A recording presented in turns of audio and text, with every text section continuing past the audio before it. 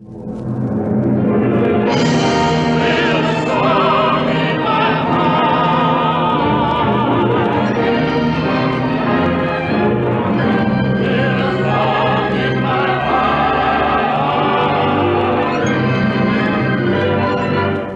a song in my heart, the story of men and their music, of composers who really had a song in their hearts.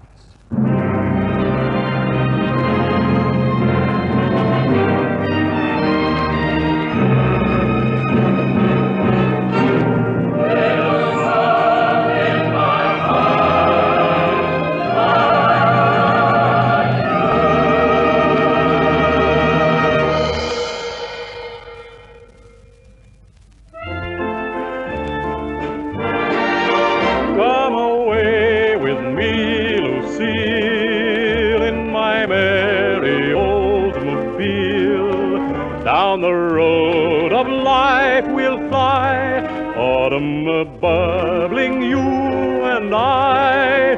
To the church we'll swiftly steal, and our wedding bells will peal.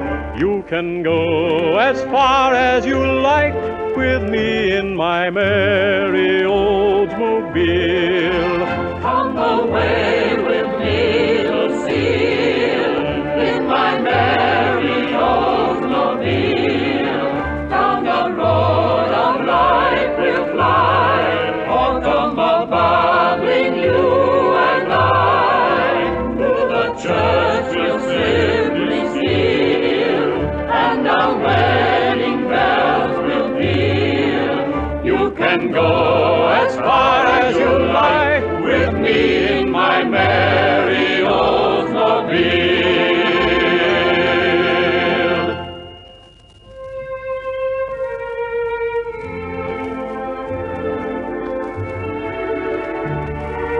That old-timer dates back to 1906, a brainchild of a songwriter we knew as Gus Edwards. And take it from me, Gus Edwards was one of the real personalities of his time. He was born in Germany and came to settle down in the United States when he was 9 years old. That was in the year 1887. When in his early teens, he took a job in his uncle's cigar store, selling smokes across the counter. One day, his uncle said to him, Gus. What is it, Uncle? Your old uncle's getting on in years, and I think I might as well let you know that if you're industrious and work hard in the business, someday, who knows, I might make it over to you. Well, that's very generous of you, Uncle. But mind you, boy, that is only if you apply yourself diligently to your task. You must make it a whole-time job to the exclusion of everything else. What, you mean, Uncle, that you want me to cut out my singing? Yeah, but of course. Where will your singing get you? Nowhere. Even though I must admit you have a sweet voice. But to succeed in the business, you must concentrate. Therefore, no taking engagements at night. You understand? Well, yes, Uncle, I'll try. and it's to young Edwards' credit that for a while he did try to become a normal businessman. But he had a song in his heart, and eventually his love for music won the day, and he gave away his job, much to his old uncle's disgust. He then took a job in Tin Pan Alley as a song plugger. One evening, after he'd finished singing one of his firm's publications at a small-time theater, the stage doorkeeper said to him, Gus Edwards. What is it, Charlie? There's a fella outside, said he'd like to meet you. Well, one of my fans, maybe. My public. Where is he? He's outside here in the alley. Yeah, there he is. You Gus Edwards? Well, that's the name I usually answer to. My name's Jack Hyde. I just caught your act. Hey, you got a nice voice. A real boy soprano. I'm glad you like it. How old are you?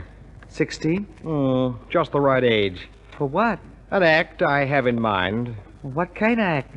I figured on getting a bunch of kids together, kids about your age or younger, and framing a variety act around them. Would you be interested? Well, if it's a music act and means money, of course I am. Well, what are we waiting for? Let's get together on this and see what we can do. and that suggestion of Jack Hyde's was to change the whole course of Gus Edwards' life. For he eventually became one of vaudeville's top acts. A successful songwriter, too.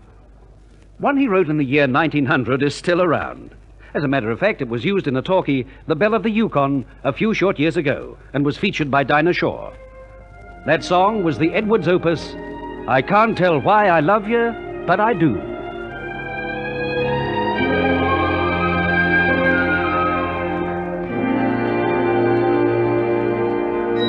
I can't tell why I love you, but I do, do, do. This world is full of boys the same as you.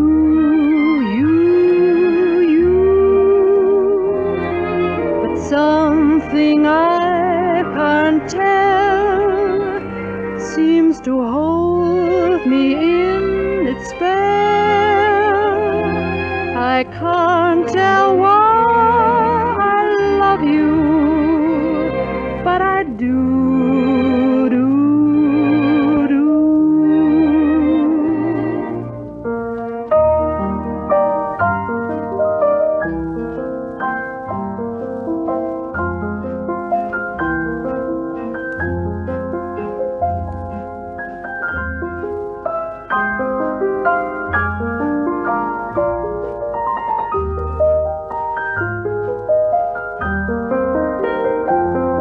But something I can't tell seems to hold me in its spell.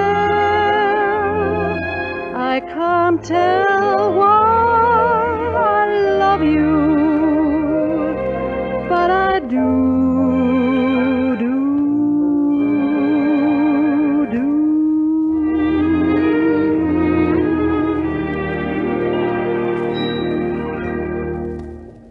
Gus Edwards' collection of kids in his act became a sensational hit, and he's credited with making more stars than possibly any other one artist in the entire history of vaudeville. He became known as the Star Maker. And a mighty apt title, too, for he discovered this talented galaxy of stars. Eddie Cantor, Groucho Marx, Hildegard, Ray Bolger, fan dancer Sally Rand, and that star of the silent films, Mae Murray. Which you must admit is quite an array of headliners. But haven't you forgotten one more? No, sir. I was coming to that. The star I purposely omitted was none other than the world's most famous successful news columnist, Walter Winchell. Yes, this most famous journalist was at one time a member of Gus Edwards' Kid Act. Which all goes to show that Gus was quite a man. And, of course, he still turned out a worthwhile song hit every now and then. At the turn of the century, for instance, one of the most popular forms of entertainment was still the old minstrel show.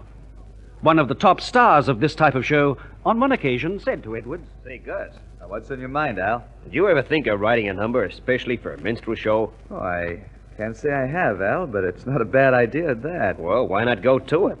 You know the kind of song we specialize in. Something about the South. The type made famous by Stephen Foster. Stephen Foster?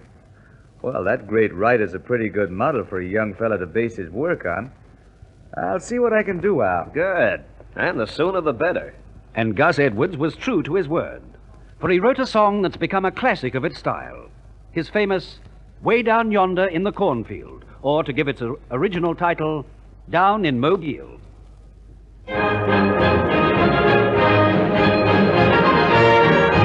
Down in Mobile, down in Mobile, how I love that pretty young gal down in Mobile. Now, some folks say that a nigger won't steal, Way down yonder in the cornfield. but I caught one in my cornfield. Way down yonder in the cornfield.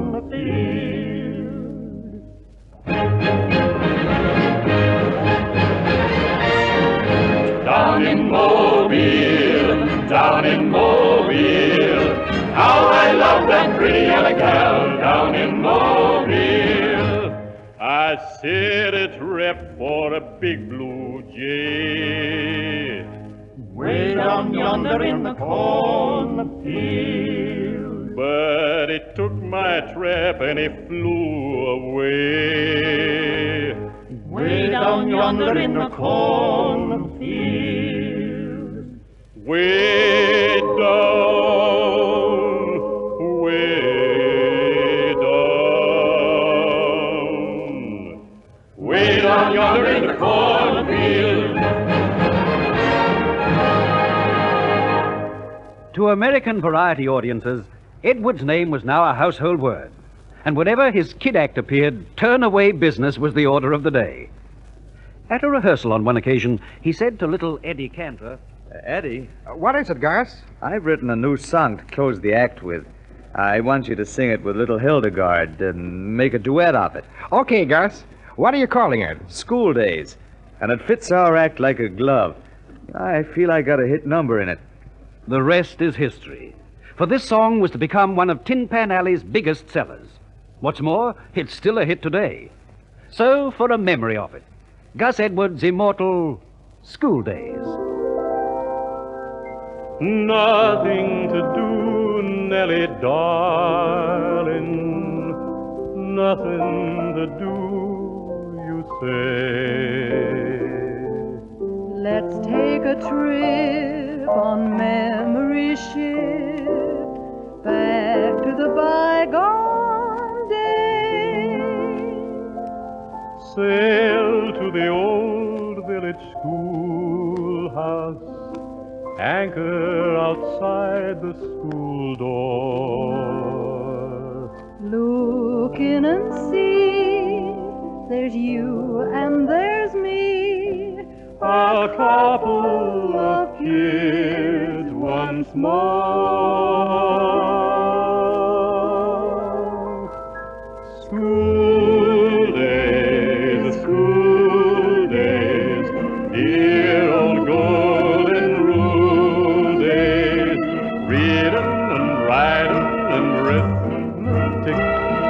taught to the tune of the hickory stick.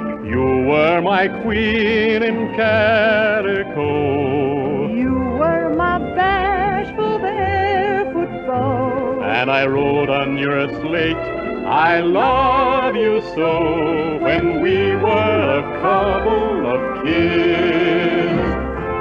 School days, dear old golden rule days, reading and writing and arithmetic, taught to the tune of the hickory stick. You were my queen in calico. You were my bashful barefoot beau. And I wrote on your slate, I love you so, when we were a couple of kids.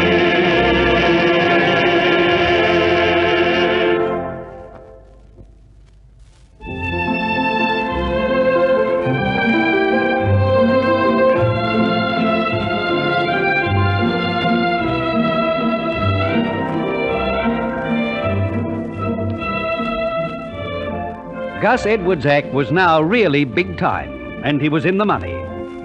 Not only was his act a top money one, but his royalties from his various song hits was the envy of his contemporaries in Tin Pan Alley. Two writers discussing him one day said, Tell me, Hank, what is it that Gus Edwards got that we ain't? Well, firstly, he's got a mighty good flair for melody. And secondly, Yeah, what? he's got a headline act to plug his songs for him wherever he goes. That's why Remix, the music publishers, offered him $7,000 outright for his new number. $7,000? That's a lot of dough. What did they offer that on? His latest hit. He calls it Sunbonnet Sue.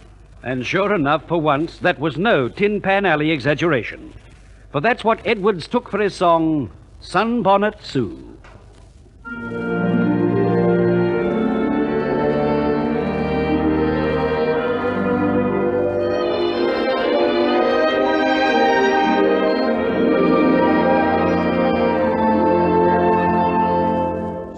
Sunbonnet Sue, Sunbonnet Sue, sunshine and roses run second to you. You look so nice, I kissed you twice under your sunbonnet blue. It was only a kind of a kiss, dear, but it tasted lots nicer than pie. And the next thing I knew, I was dead stuck on you. When I was a kid so high.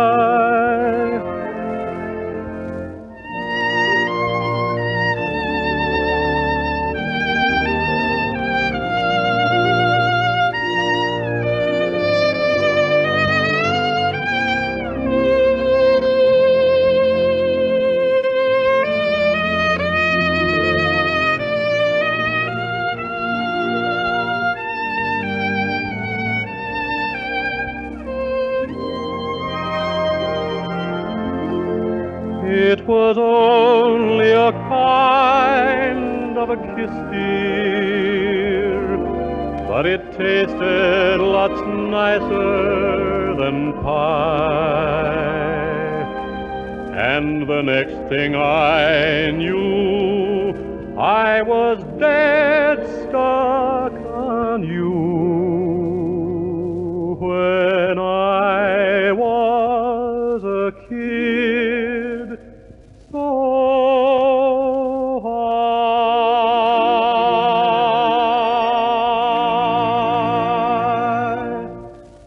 About the year 1911, a new play was produced on Broadway. This was a drama, and it became one of the greatest successes ever presented on the Great White Way. Some of you folk are sure to remember it. It was known as Alias Jimmy Valentine. Sure, I recall it. It was made into a movie, too, wasn't it? It was on 2 different occasions. Old-time star of the silent days, Robert Warwick, was featured in it, and when the talkies arrived around 1928, a new and successful version of it was filmed in Hollywood. Discussing it with a publisher one day, Gus had this to say. This new dramatic success, Alias Jimmy Valentine, Chief.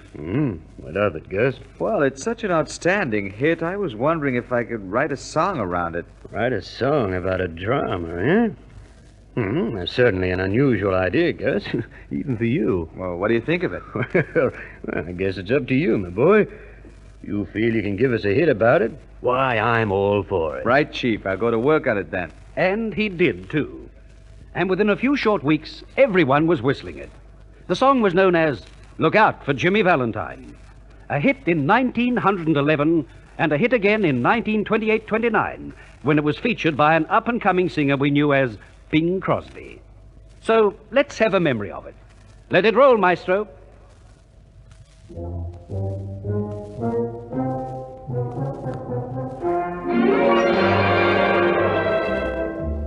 Look out, look out, look out for Jimmy Valentine, for he's a pal of mine, a sentimental crook with the touch that lingers in his sandpapered fingers. He would steal a combination of your pocketbook. Look out, for when you see his lantern shine, then it's time to get right up and shout. Help! He would steal a horse and cart, he'd even steal a girlie's heart when Jimmy Valentine gets out.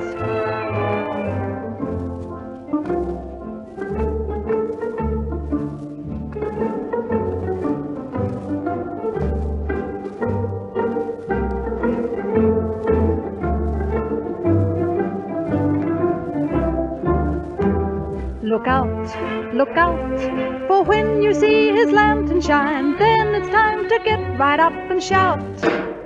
He would steal a horse and cart, he'd even steal a girlie's heart when Jimmy Valentine gets out.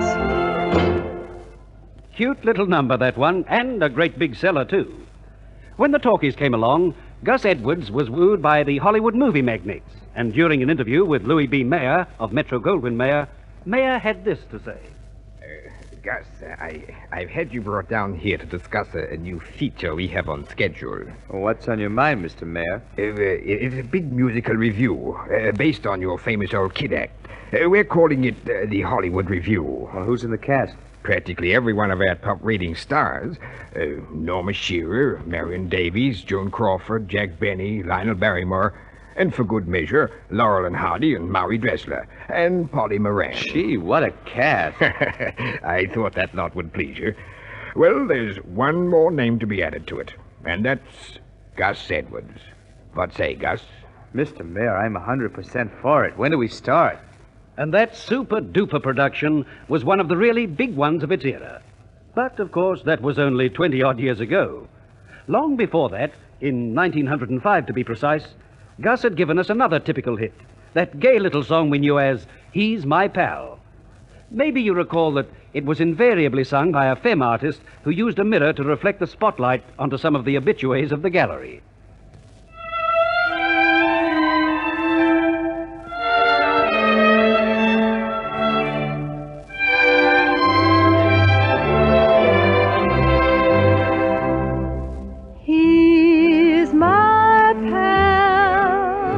Just an ordinary sort of pal. He doesn't wear a collar and a shirt all white. He wears a simple muffler and he looks all right. He never goes in the circle or a box. He never has a seat below. But he sports his little tenor in the gallery with Anna. Hello, little pal. Hello, hello, hello. Hello, little pal. Hello.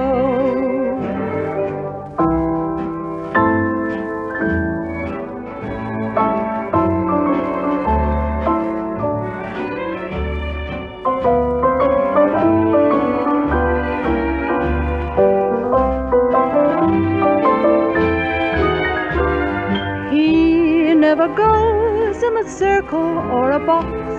He never has a seat below. But he sports his little tenor in the gallery with Anna. Hello, little pal. Hello, hello, hello. Hello, little pal. Hello. And so we come towards the finale of the Gus Edwards story. This remarkable man passed on in the year 1945, but his songs, they're fortunately still with us. We've purposely refrained from letting you hear his biggest and most beloved success until the closing spot, because to have used it in its right sequence earlier might have proved an anticlimax. This song was a smash when he wrote it in 1909. It's still a smash, and was revived in a Jane Powell talkie only recently. Gus Edwards, By the Light of the Silvery Moon.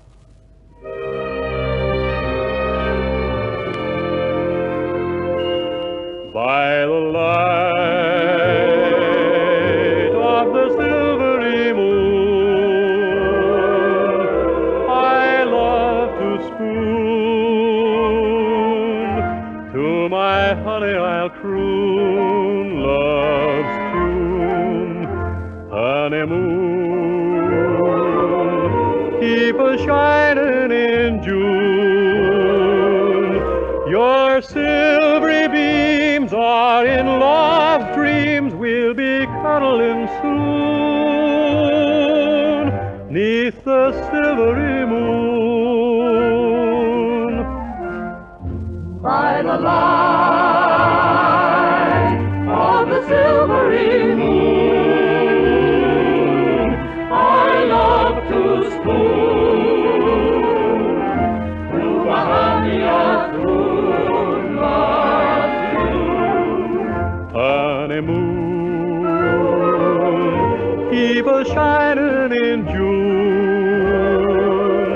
Your silvery beams are in love's dreams. We'll be cuddling soon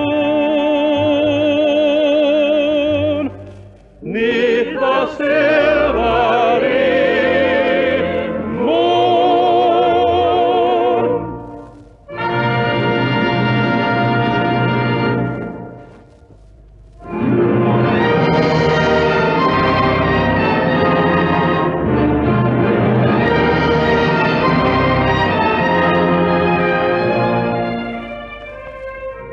And once again, the curtain falls on the story of a composer who really had a song in his heart. The artists recreating his times and melodies were Stuart Ginn, Robert Peach, Richard Davies, Michael Collins, Eula Parker and her Parkettes, Max Blake, William Laird and his Melodians. Orchestra and chorus under the baton of William Flynn. Your compere was John Morgan. With a Song in My Heart was produced by Alfred Potter and scripted and directed by Jack O'Hagan.